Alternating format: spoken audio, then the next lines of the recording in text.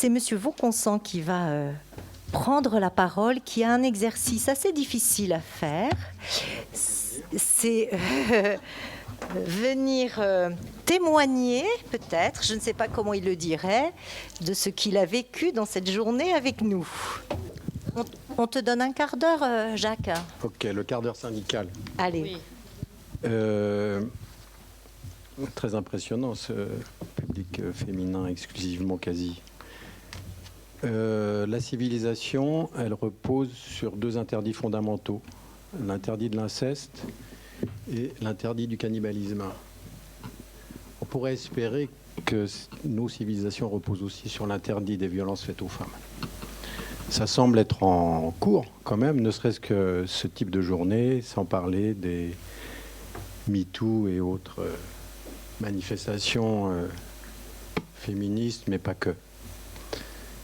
Je vais profiter de cette tribune et en qualité de psychanalyste pour un peu donner quelques éléments que j'ai pas entendus aujourd'hui, mais pour que ça vous teinte aux oreilles et puis vous en faites ce que vous voulez, hein, ce n'est pas parole d'évangile.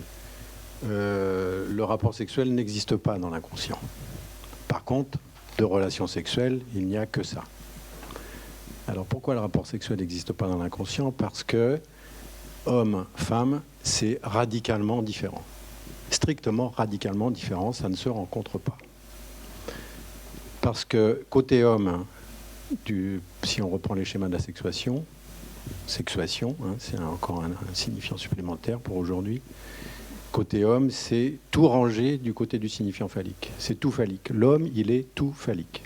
Donc c'est pour ça, par exemple, quand on évoque l'exemple d'une femme qui recherche un monsieur argenté, l'argent, c'est une brillance phallique. Et elle sait que cette brillance phallique, que ce soit le pouvoir, l'argent, la brillance sociale, c'est du phallus. Hein. Mais ça, c'est côté homme, exclusivement. Indépendamment de l'anatomie. Ça, c'est clair aussi. C'est-à-dire, c'est pas parce qu'on est avec un corps de petite fille qu'on va être forcément rangé du côté femme. Côté femme, c'est pas tout phallique. La femme n'est pas toute. C'est ce que disait Lacan. La femme n'est pas toute. Pas toute rangée sous la signification phallique parce qu'elle est aux prises avec une jouissance autre que ne connaît pas l'homme. C'est pour ça que ça ne se rencontre jamais.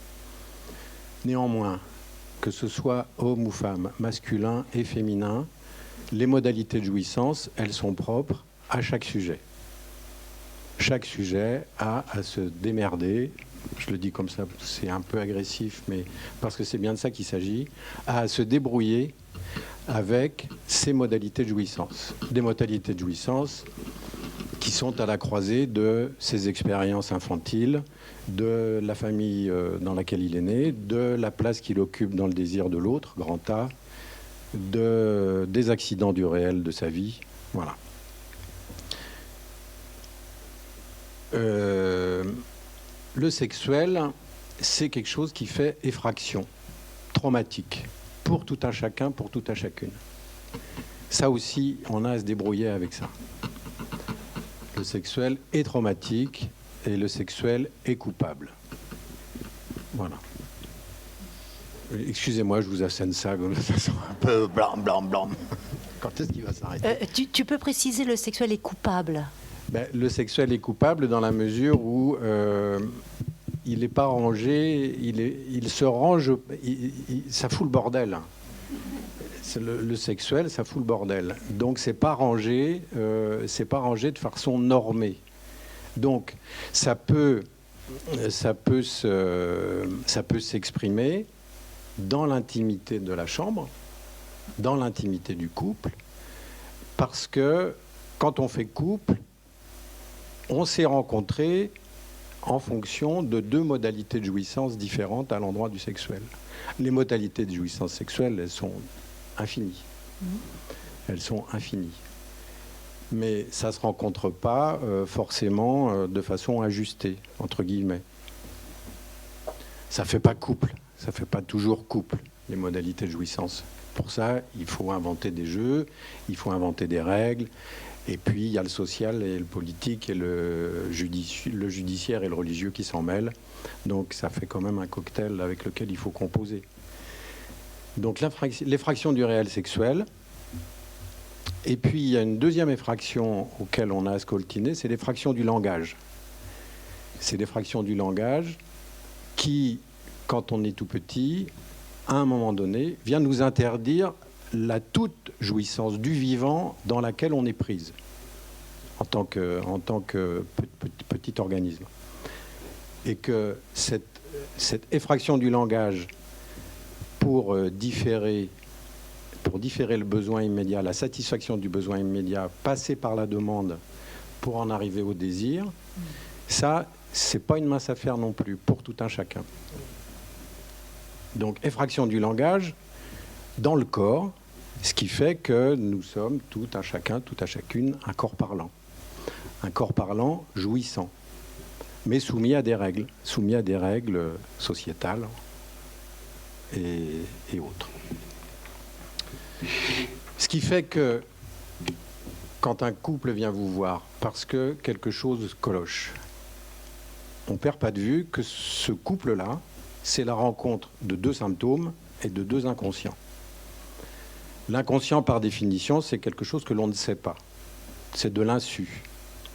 C'est de l'insu, mais c'est de l'insu qui nous agit et qui nous agite. Et ça peut faire fracas, quelquefois. Cet inconscient à l'œuvre, il fait énigme, et l'énigme est redoublée, on l'a évoqué, ça a été évoqué, l'énigme est redoublée du fait de la différence de l'autre sexe. Donc ça complexifie le problème. On a affaire à un savoir insu qui nous agite, qui nous agit, et on a affaire à un partenaire dont on ne comprend rien. Dont on ne comprend rien au niveau des modalités de jouissance. Et si on est tout phallique, ben on ne comprend rien du pas tout phallique. Alors on veut bien faire un effort, certains, on espère qu'ils vont être de plus en plus nombreux, à faire un effort pour consentir à essayer d'y comprendre un petit peu quelque chose. Donc c'est ça que vous rencontrez quand vous accueillez des gens en souffrance. Ils sont en souffrance et dans leurs problématiques conjugales et dans leurs problématiques subjectives, individuelles, dont, pour un psychanalyste, ils sont toujours responsables. Ça, j'insiste là-dessus, de sa position de sujet, on est toujours responsable, fût-ce inconsciemment. Ça, c'est très important, parce que ça peut permettre de délocaliser un petit peu des discours de victimisation, entre autres. C'est-à-dire, quelle est votre part de responsabilité subjective dans ce qui vous arrive, fût-ce quelque chose de complètement dramatique. On n'est jamais à l'abri du réel, on n'est jamais à l'abri du coup du réel. Par contre, on peut se mettre à l'abri des gens qui nous veulent du mal, ou qui nous font du mal. Mais on peut aussi, en fonction de la façon dont on est bricolé, les chercher pour mieux en jouir, au fond. C'est un peu ça qu'il faudrait interroger.